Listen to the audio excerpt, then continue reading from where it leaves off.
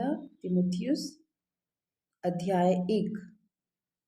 पौलुस की ओर से, जो हमारे उद्धारकर्ता परमेश्वर और हमारी आशा के आधार मसीह यीशु की आज्ञा से मसीह यीशु का प्रेरित है, तीमुथियुस के नाम, जो विश्वास में मेरा सच्चा पुत्र है, पिता परमेश्वर और हमारे प्रभु यीशु मसीह की ओर से तुझे अनुग्रह और दया और शांति मिलती रहे।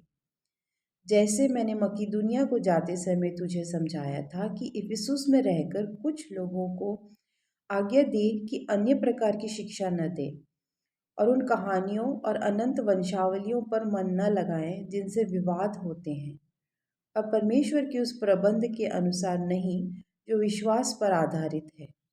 वैसे ही फिर भी कहता हूँ, आज्ञा का सारांश यह है कि शुद्ध मन और अच्छे विवेक और कपट रहित विश्वास से प्रेम उत्पन्न हो। इनको छोड़कर कितने लोग बकवाद की ओर भटक गए हैं और व्यवस्थापक तो होना चाहते हैं, पर जो बातें कहते हैं और जिनको धृष्टता से बोलते हैं उनको समझते भी नहीं।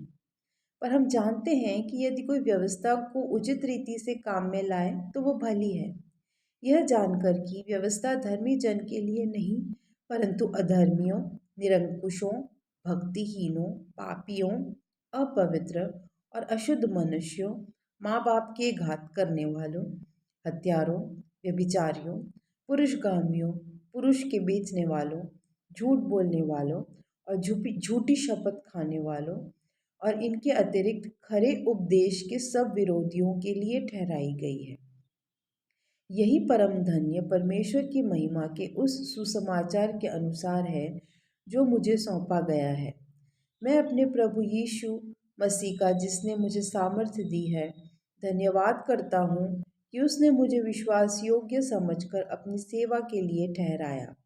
मैं तो पहले निंदा करने वाला और सताने वाला और अंधेर करने वाला था, तो अभी मुझ पर दया हुई, क्योंकि मैंने अविश्वास की दशा में बिन सोचे समझे, बिन बूझे ये काम किए थे।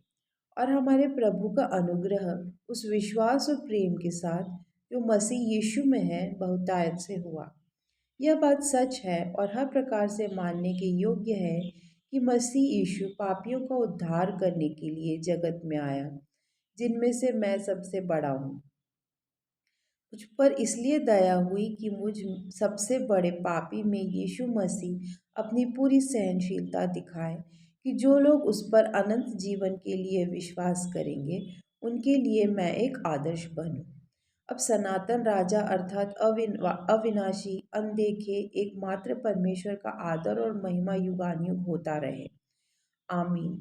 हे पुत्र तीमुथियुस, उन भविष्यवाणियों के अनुसार जो पहले तेरे विषय में की गई थी, मैं यह आज्ञा सौंपता हूँ कि तू उनके अनुसार अच्छी लड़ाई को लड़ते रहे और विश्वास और उस अच्छे विवेक को थामे रहे जिसे दूर करने के कारण कितनों का विश्वास रूपी जहाज डूब गया। उन्हीं में से हुमिनयुस और सिकंदर हैं, जिन्हें मैंने शैतान को सौंप दिया है कि वे परमेश्वर की निंदा करना न सीखें।